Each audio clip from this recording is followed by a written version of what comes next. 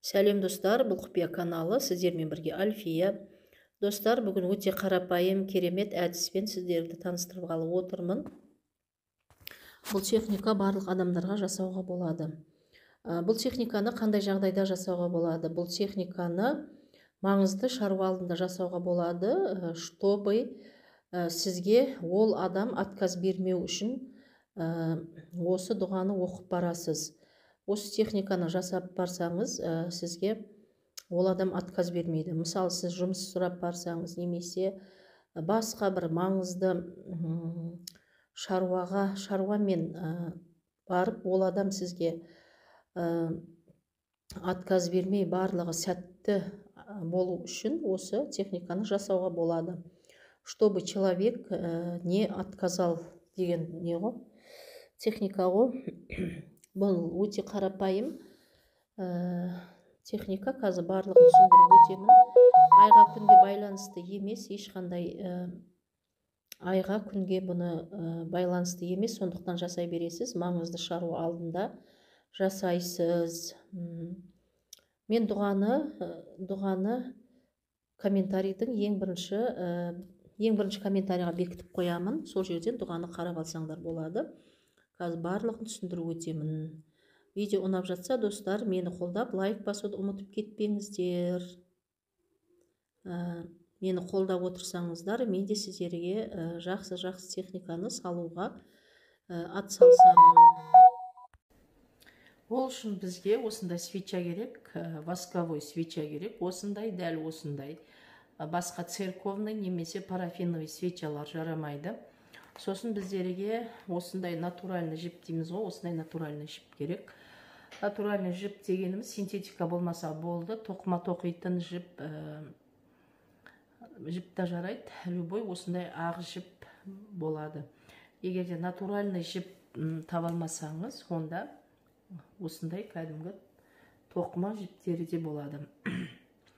Жіпті аласыз да, енді барлығын көрсетемін достар. Жіпті аласыз, міне мынау сол жақтан жанатын не бар ғой, фитиль бар ғой, содан сәл 1 сантиметр төмен, міне осындай қылып, мынаны осылай, міне жылан тәрізді орай бастаймыз, міне свечаға осылай орай бастаймыз, міне көрдіңіз ғой достар, свечаға орай бастайсыз, міне осылай кішкене қатырып қоямыз, міне мына жағын, и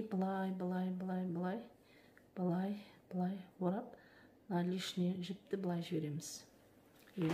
Одан кейін бізге любой номиналды тиын керек. Мен 20 теңге алдым. 20 теңге, 50 теңге, немесе 100 теңге өзіңіздің неңізге қарай ала бересіз. Қандай тиын болса да бола береді. Менде 20 теңгелік. Одан кейін достар, дұғаны осындай бір бетке, мысалға дұғаны осындай бір бетке жазып аласыз. Осындай бір бетке жазып аласыз да. Одан кейін біздер свечаны жағамыз. Қазір барлығын көрсетемін.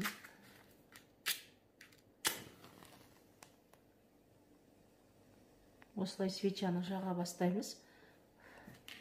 Жаққан кезде, мынау свеча болса, дұғаны, міне осы оттың, қалай айтсам болады, былай қапталына қарай. Қазір достар,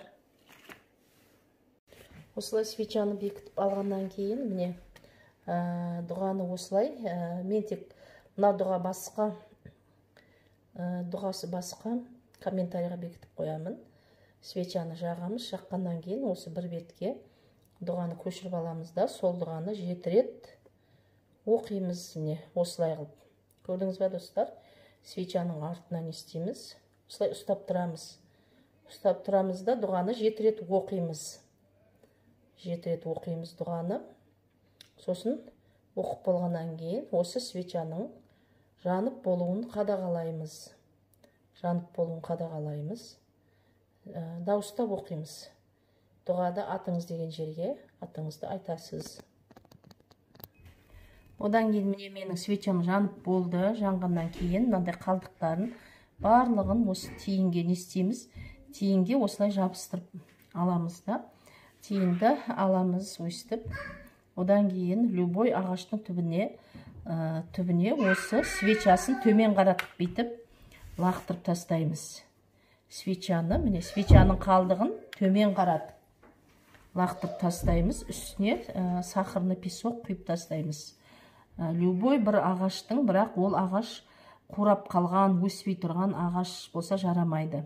Ол ағаш кәдімгі өсіп тұрған көк жаңағы здоровый ағаш болу керек.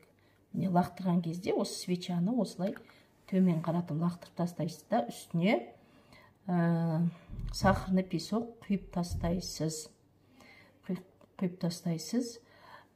Достар, мысалға, жаңағы сізге көп ақша келе бастаған кезде, немесе сіздің жаңағы желанияңыз орындалған кезде, жаңа көздеген мақсатыңыз орындалғаннан кейін, сол осы тиынды лақтырып тастаған ағаштың астына сіз қақталған ерік немесе құрма апарып тастауыңыз керек. Сіздің қалауыңыз орындалғаннан кейін, мысалы, сіз ақшаға жасаған болсаңыз, ақша келсе, уже сіз бір 10 шақты штук қақ ерік апарып тастайсыз, немесе 10 шақты штук құрма апарып тастайсыз. Осы тиынды тастаған ағаштың түбіне. Болды, көнбейсіз, еш нәрсе жасамайсыз, тек қана солай апарып тастайсыз орындалғаннан кейін.